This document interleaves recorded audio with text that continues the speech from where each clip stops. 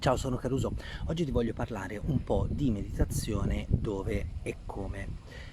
Mi avete mandato delle mail per chiedermi nello specifico dove meditare e anche come preparare l'atto della meditazione. Allora, come prima cosa, lo dovreste ormai sapere, io vado la mattina presto a meditare sul mare, se posso. Vi faccio vedere che situazione è.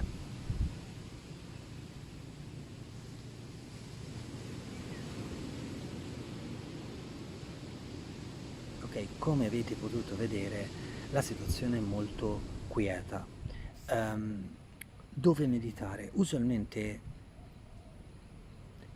i luoghi che consiglio sono luoghi con pochissime distrazioni, ma dove ci sia un ambiente favorevole per la concentrazione, favorevole per la focalizzazione.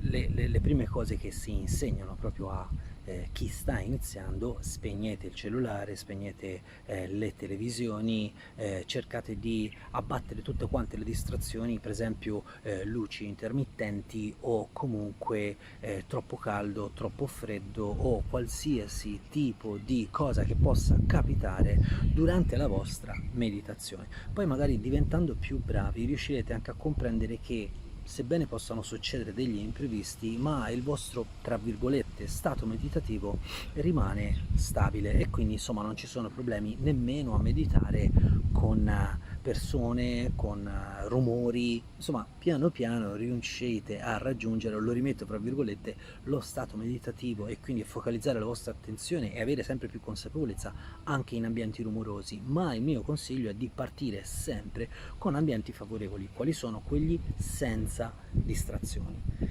Chiaramente sarebbe bello che tutti noi potessimo andare in montagna oppure al mare o comunque vicino a un lago o un fiume, cioè tutti posti in cui sentiamo questa connessione con la natura, perché alcuni suoni riescono a risvegliare parti di noi che sono connesse alla natura. Così facendo riuscite a stare molto più tranquilli e riuscite comunque a sentirvi bene, protetti dall'ambiente naturale e senza scossoni. Perché vi ricordo comunque che il clacson, la macchina che passa, il gridare, le urla del vicino possono comunque in quel momento di meditazione essere percepiti come degli scossoni, come per esempio la macchina che sta parcheggiando adesso accanto a me.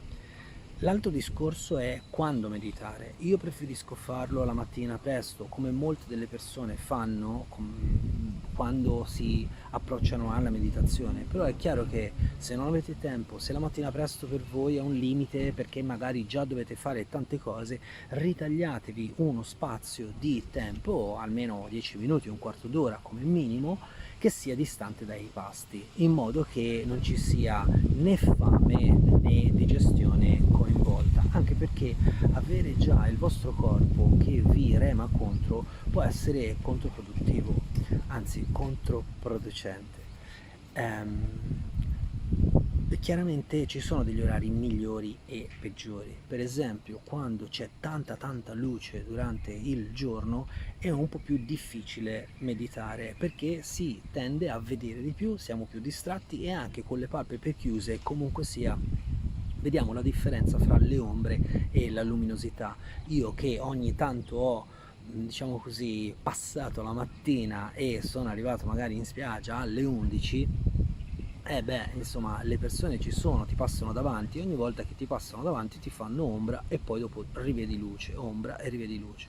Quindi se non siete abituati è meglio che regoliate la vostra pratica in orari idonei. Quali sono gli orari idonei? Ve l'ho già detto in parte: la mattina presto, ma non la sera tardi, magari verso le 6, le 7, un po' distante dal pasto, ma non la sera tardi.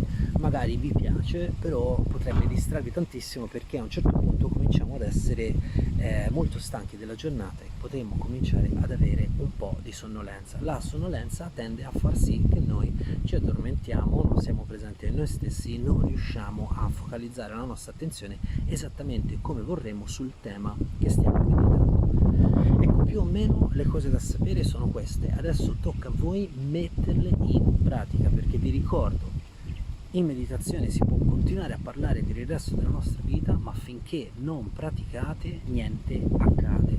Siccome ci vuole un bel po' di pratica prima di raggiungere alcuni tipi di risultati, cominciate subito. Se non sapete come fare, magari contattatemi e vi darò dei consigli specifici, ma fino ad allora, ancora una volta da Caruso Colzi è tutto, vi auguro una buona serata.